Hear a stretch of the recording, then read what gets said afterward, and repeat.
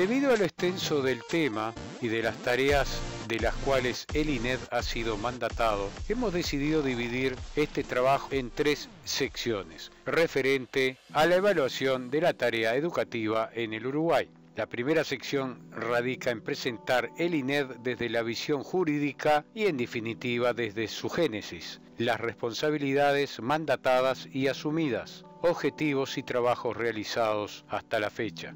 Como segunda parte, una muy breve reseña sobre los resultados del último informe estadístico y analítico correspondiente al periodo 2015-2016. Debemos aclarar que el INED ha elaborado un primer informe correspondiente al periodo 2013-2014 y que hemos decidido utilizarlo como insumo de trabajo y de referencia, junto al informe 2016. Vamos a utilizar también los insumos didácticos e institucionales publicados en red por el INED en secciones de nuestro trabajo, para suministrar una mayor solidez a la información y minimizar algún posible error conceptual o de apreciación de nuestro trabajo. La educación es un derecho de todos. Es una de las formas de acceder a la acumulación cultural de la humanidad y de nuestra comunidad. Y al mismo tiempo, es una posibilidad de desarrollar lo nuevo, crear proyectos y construir futuros diversos. Y en la tercera sección de este video, nos detendremos en una breve presentación generalizada de los trabajos efectuados, referentes a materias, evaluaciones del estudiante y materias, pero le dedicaremos la mayor parte a los estudios realizados por la institución sobre docencia y docentes, haciendo algunas apreciaciones y comparaciones entre los resultados del primer informe estadístico del 2014 y este último del 2016.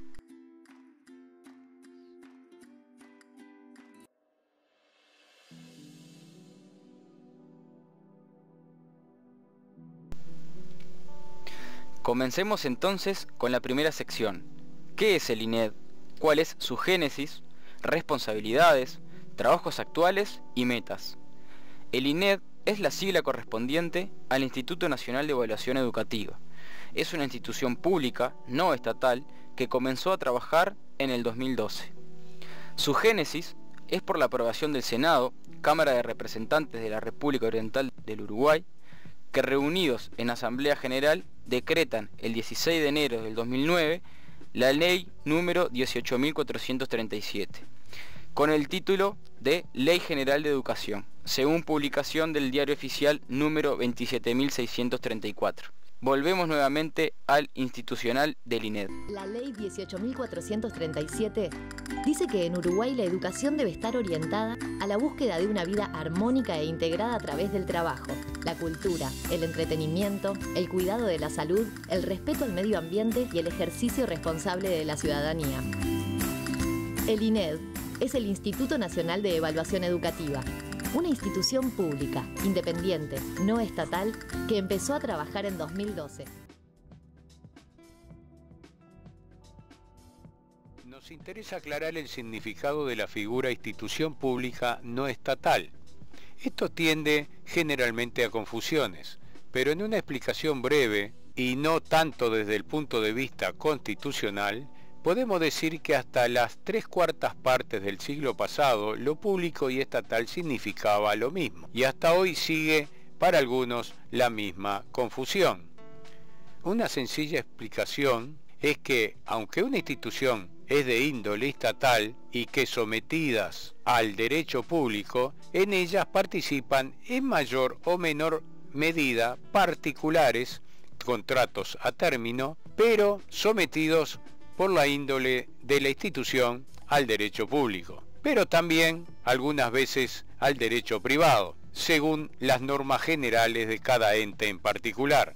De estas instituciones no estatales o personas jurídicas existen 2 grandes ramas, que son las que cuentan con apoyo o no del Estado. Estas pueden ser inclusive sociedades anónimas de carácter público-privado, de economía mixta, y algunos ejemplos de ello es el INIA, el MEVIR, el LATU, etc. Sobre el aspecto de su anclaje constitucional, se ha sostenido que tiene su fundamento en el artículo 191 de la Carta, que dispone: Los entes autónomos, los servicios descentralizados y en general todas las administraciones autónomas con patrimonio propio, cualquiera sea su naturaleza jurídica, publicarán además periódicamente estados que reflejen claramente su vida financiera. La ley fijará la norma y número anual de los mismos y todos deberán llevar la visación del Tribunal de Cuentas. Existen varias interpretaciones de la doctrina por varios especialistas. Citamos algunos de ellos por si alguien tiene interés en profundizar en el tema. Del Piazzo 2009, Derecho a Administración Especial Parte 1, Cajarville 2010, Concepto del Funcionario Público en la Constitución Uruguaya y su desvirtuación legal, Sayagués 1998, Tratado de Derecho Administrativo, tomo 2, etc.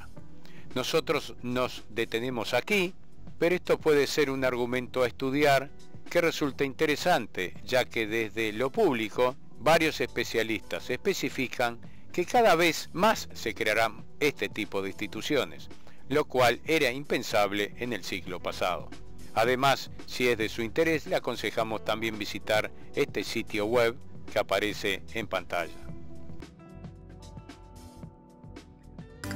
Su cometido es relevar datos, aportar información y contribuir a la generación de conocimiento que nos permita, como sociedad, saber cómo avanzamos en el cumplimiento de este derecho.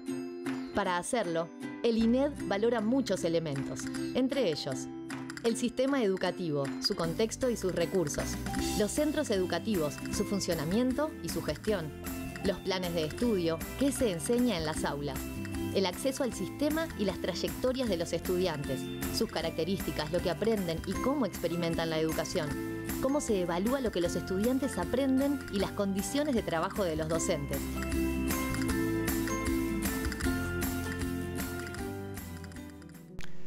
Nosotros retornamos a la Ley General de Educación. Esta ley consta de varios capítulos y el que nos interesa en particular es el capítulo 19 en la sección denominada Título 4, específico sobre el Instituto Nacional de Evaluación Educativa.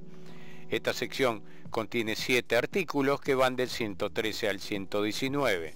No es necesario leerlos todos, vamos a leer 2 o 3 de ellos que son de interés. El artículo 113, el primero, dice: créase el Instituto Nacional de Evaluación Educativa como persona jurídica de derecho público no estatal, el cual tendrá su domicilio en la capital de la República y se vinculará con el Poder Ejecutivo a través del Ministerio de Educación y Cultura. Artículo 114.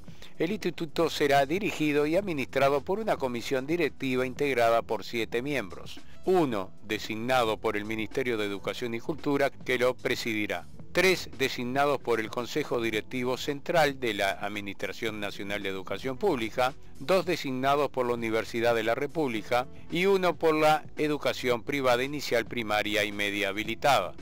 Estos deberán ser designados entre personas que, por sus antecedentes personales, profesionales y conocimiento en la materia, aseguren independencia de criterio, eficiencia, objetividad e imparcialidad en su desempeño. Durarán 4 años en el ejercicio de sus cargos, pudiendo ser designados nuevamente por única vez por igual periodo, manteniéndose en los mismos hasta la designación de quienes deberán sucederlos. Con este artículo nos encontramos con un detalle. En la sección institucional de la página oficial del INED encontramos una diferencia en la composición indicada por el anterior artículo. Sitio web en pantalla, visitado 1 del 7 del 2017, hora 23:19, y reza de la siguiente forma: el Instituto Nacional de Evaluación Educativa es dirigido y administrado por una comisión directiva integrada por 6 miembros, y no 7, y la única diferencia es que los 3 miembros designados por el Consejo Directivo Central de la Administración Nacional de Educación Pública, ANEP, que en el artículo 114 eran 3, en esta disposición actual son solamente 2. Esto nos llevó a investigar la diferencia entre el artículo 114 de la Ley de Educación General y la composición actual del INED. Y nos encontramos con lo siguiente: una nueva ley, la 18.869, con publicación en el Diario Oficial del 10 de enero del 2012, con número 28.388. Esta ley modifica la integración de la Comisión Directiva del INED, sustituyendo el artículo 14 que hemos leído. Por lo tanto, se ajusta a derecho. El artículo 115 trata del cometido, que lo veremos en el video institucional del INED. El artículo 116 trata de cada 2 años emitirá un informe, que es justamente lo que vamos a tratar en estos videos. El 117 corresponde a criterios rectores. El 118 es a los efectos del cumplimiento de lo establecido en el artículo 115. Y el 119 trata de resoluciones de la comisión directiva cuando se es presentado un recurso de amparo por algún motivo ante esta institución. Para considerar todas estas dimensiones, el Instituto desarrolla diferentes tipos de estudios e investigaciones, mantiene un diálogo permanente con diversos actores educativos y aporta herramientas de evaluación. Además, tiene que elaborar cada 2 años un informe público sobre el estado de la educación en Uruguay.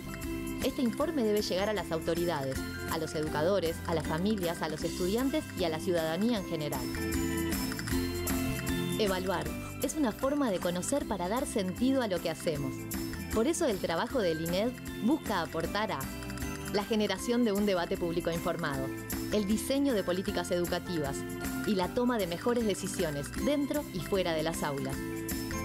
Y todo esto para contribuir, junto a muchas otras instituciones y personas, a que la educación sea efectivamente un derecho de todos.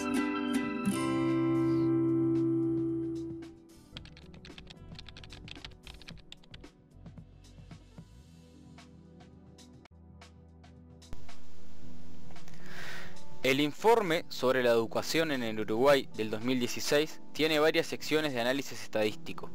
En breves imágenes vamos a tratar todas ellas para después detenernos en la sección de la docencia y el docente. Un primer resultado trata sobre acceso, avance y egreso de los estudiantes a la educación obligatoria. La cobertura de educación inicial en 5 años ya era casi universal en 2006. En los últimos años prácticamente se ha alcanzado la cobertura universal en 4 años. Asimismo, en la última década se ha logrado un incremento sustantivo, 46% a 68%, en la incorporación de niños de 3 años, aunque aún hay importantes diferencias en el acceso dependiendo del nivel socioeconómico del hogar y del lugar de residencia.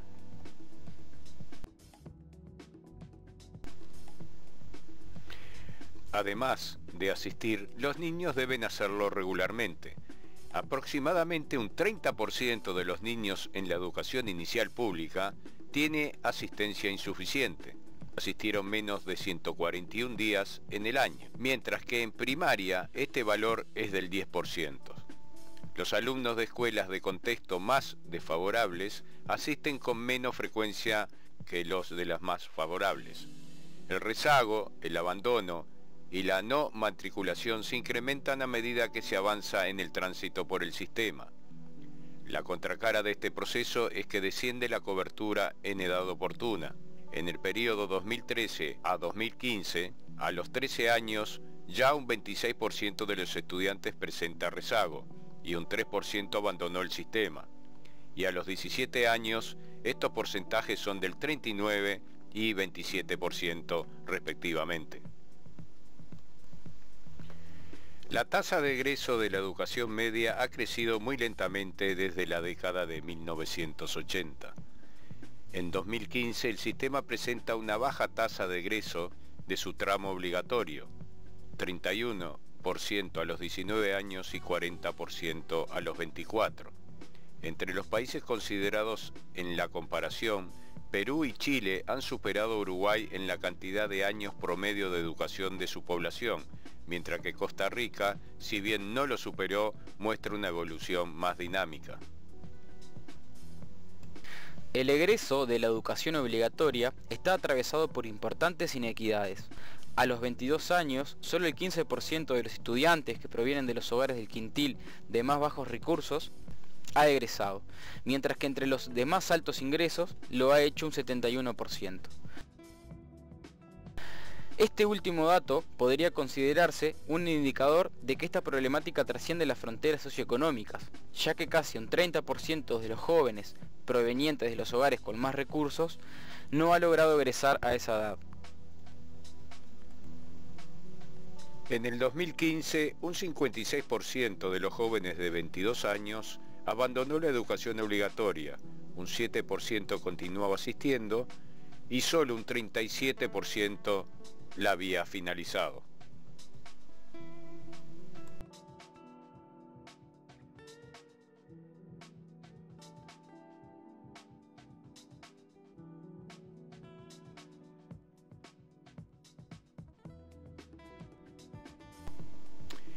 Pese a mantener una buena posición relativa en las evaluaciones internacionales entre los países de América Latina, tanto en primaria como en media existe un serio problema en el desarrollo de competencias básicas. Considerando la evolución a lo largo de las 2 últimas décadas, se constata una dificultad persistente del sistema educativo para mejorar los bajos e inequitativos desempeños que logran los estudiantes.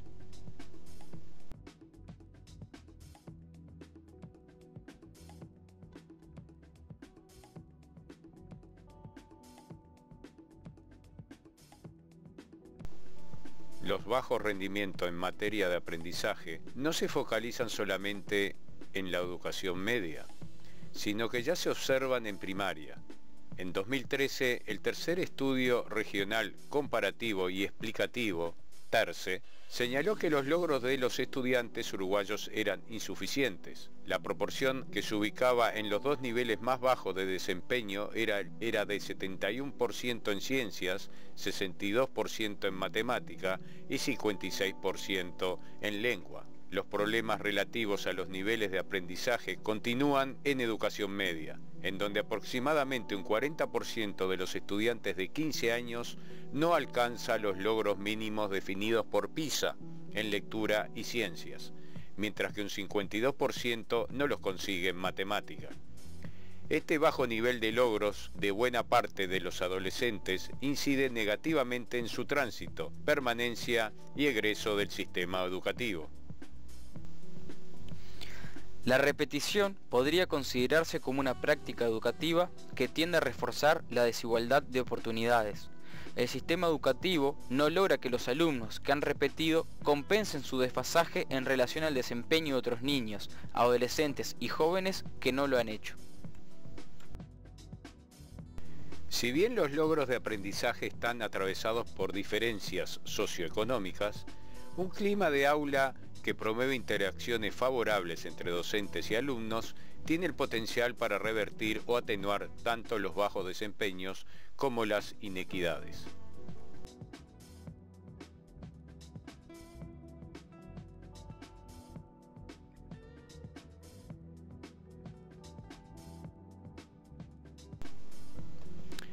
Los maestros y profesores titulados son insuficientes para cubrir las necesidades de personal de la educación primaria y media. En esto inciden, de manera importante, los bajos niveles de egreso de formación docente. El problema es más marcado en la educación media, donde, si bien se verifica un proceso de incremento del número de docentes titulados, los déficits persisten, especialmente en los centros que dependen del Consejo de Educación Técnico Profesional. Los docentes declaran haber recibido una formación centrada en los contenidos a enseñar y en su didáctica. Entre los déficits de su formación inicial señalan el uso de tecnologías de la información y la comunicación, la enseñanza en clases más complejas y con mayor diversidad sociocultural y la integración de estudiantes con necesidades educativas especiales. El salario docente ha crecido en la última década, especialmente en el sector público.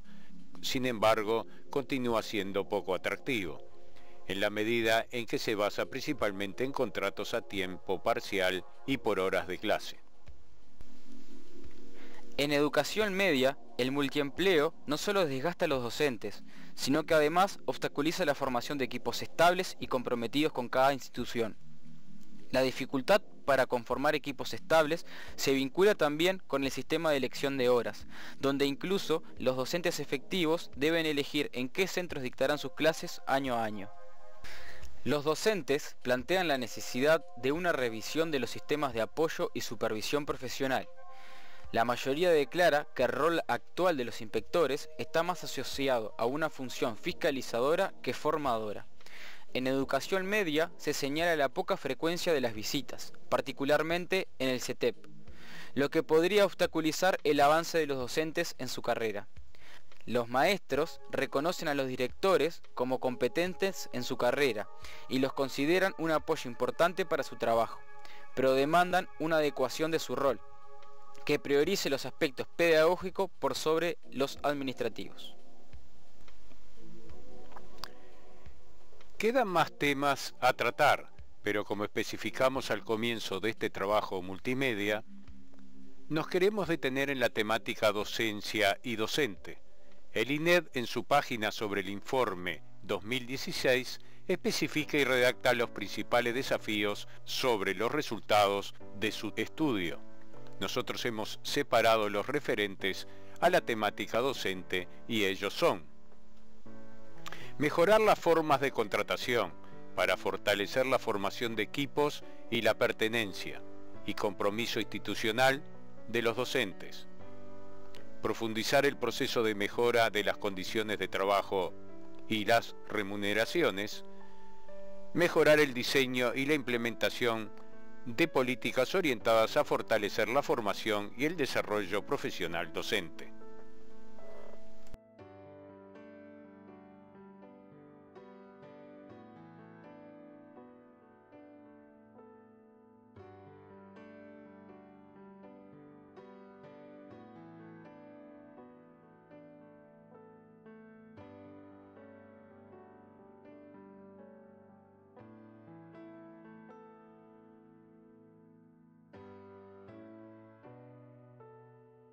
En el 2014, el INED documentaba lo siguiente sobre la profesión docente, formación, carrera y condiciones de trabajo.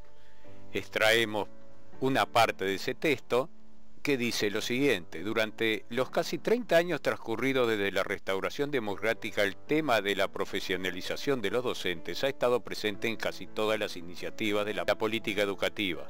Se han concretado algunas medidas, unas más ambiciosas que otras, tales como el pago de un porcentaje salarial adicional a quienes poseen título docente, la creación del concurso para ascenso de grado en el Consejo de Educación Inicial y Primaria, etcétera, etcétera.